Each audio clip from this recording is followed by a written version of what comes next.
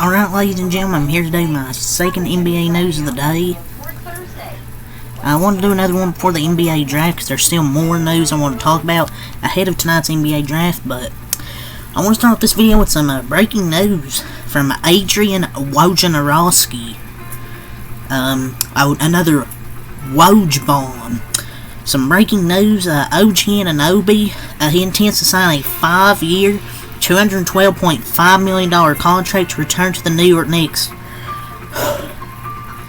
Sources tell Woj ESPN the deal will include a player option and a trade kicker.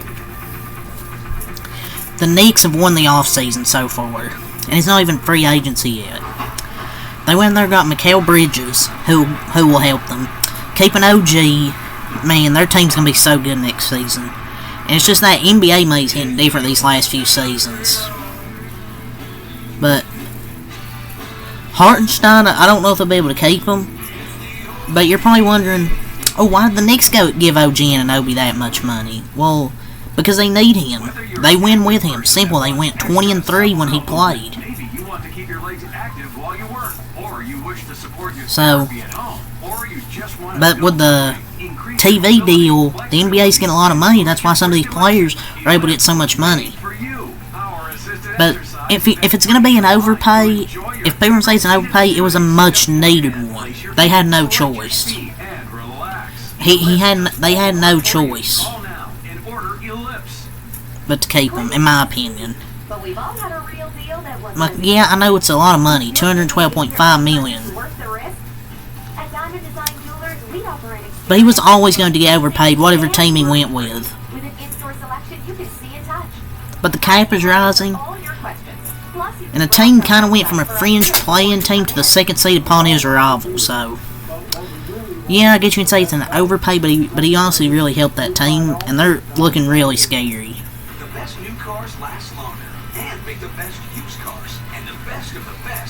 But yeah, that's the latest breaking news here from Woj.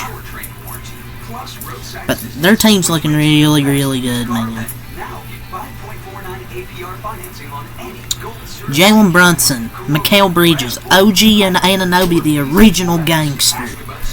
Julius Randle, Mitchell Robinson. You got Dante DiVincenzo, Miles McBride, Josh Hart, and a great coach with Tom Thibodeau, who the Knicks are going to be scary. You can say, a super team of role players. It's a good basketball team with not less egos. And they got Jalen Brunson, star player, and they got a good team. Paul George reportedly wants to stay on the West Coast per at Windhorst ESPN. Jimmy Butler intends to stay in Miami. Obviously, OG re-signing with the Knicks, so OG's now not an option for the Sixers. So, what's next for Philadelphia? Because Paul George, reportedly he wants to stay on the West Coast. Jimmy Butler is probably going to stay in Miami. OG's not an option. What's going to be next for Philadelphia? The answer? Brandon Ingram. It's a name to watch. I've mentioned before in one of these videos how he's a name, could be Philadelphia's plan B. And I know you'll say, no, but that's the only guy I can really think of that you want to go out and get. Either that or they don't make a single move. So Evan Turner talked about the 2024 draft class, and he called it dookie, and compared Donovan Clingan to role players like Precious Achiuwa and Luke Cornett. Evan Turner calling other players potential busts is pretty ironic. It's like Pop calling the kettle black. I'm tired of him acting like he wasn't any good himself. He just needs to quit yapping. And plus, you never know with these players. Yeah, people are saying this ain't going to be a good draft class, but I see tons of value in this draft class. There's a bunch of good players, and there could be players that you don't expect to be good. You never know with this draft. I get this draft is kind of weaker compared to past drafts, but it's kind of a pathetic comparison. So now let's talk about Trae Young. Trae Young is not expected to fetch a trade package similar to those of Mikal Bridges or Rudy Gobert on the trade market, per at Bobby Marks 42. End quote. DeJounte Murray actually has more value than Trae Young at this stage. DeJounte, I mean, I guess I get it. If people are like, oh, he's worse fair in the NBA, it's simple. The last few years, he hasn't been the worst defender. That would probably maybe be Tyrese Halliburton. I think it's the contract value. And probably the contract value is why, but Trae Young is the most disrespected player in the league, man. He's so disrespected. I guess teams just don't believe in Trae Young for some reason.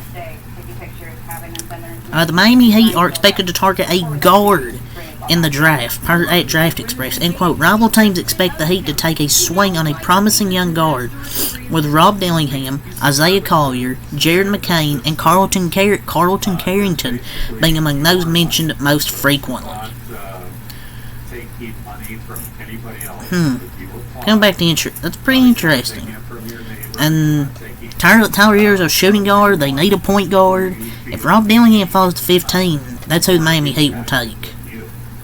Devin Carter is going to get picked before then, but this draft is going to be unpredictable. Like, I done a mock draft. I uploaded my mock draft. I don't know how that's going to go. The Orlando Magic. Whoa. They're now the favorites over the Golden State Warriors to sign Klay Thompson. I mean, yeah, he can go to the Magic if he wants to. It makes sense for both. Magic makes sense for both. Playoff young superstar and brings playoff a young, like, he can rub off on maybe the young players, like championship experience, and brings championship pedigree for the team to lean on. So it makes sense for both. So sorry, I can't talk. The Charlotte Hornets could be targeting Tidjane Saloon. I'm not part of the nerd community. I don't know how you say last name. These weird last names. We're just going to say Tidjane. Tidjane, how do you say his name? The Hornets are targeting him with the number 6 pick. I mean, he's a solid prospect. But look, I don't know if this is really a reach, but when you're a team like the Hornets, risks are the best thing for your franchise.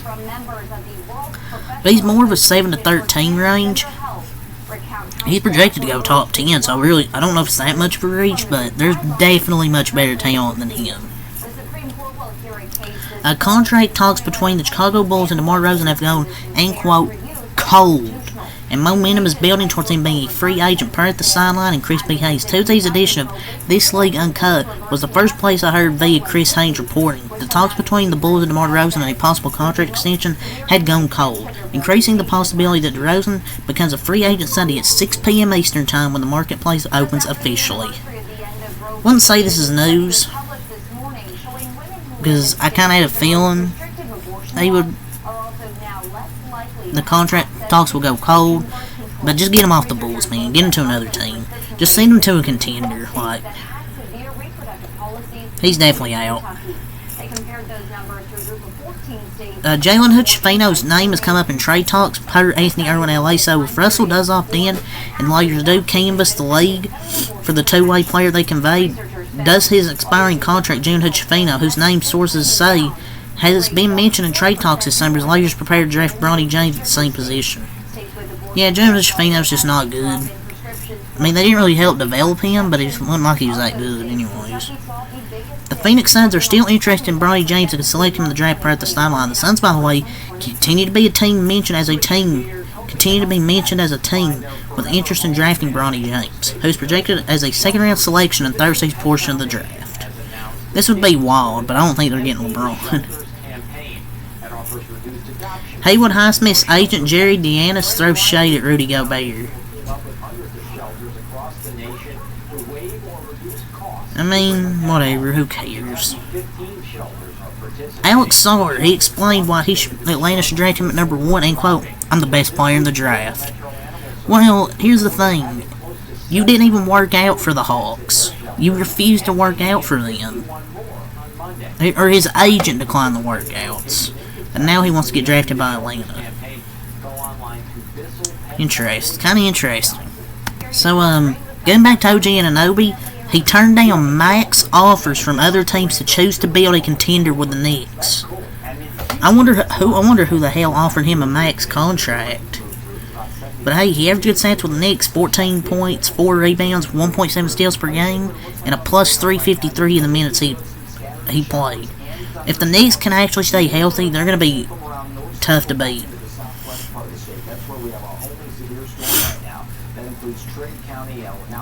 But I think that might be it. All I want to talk about here.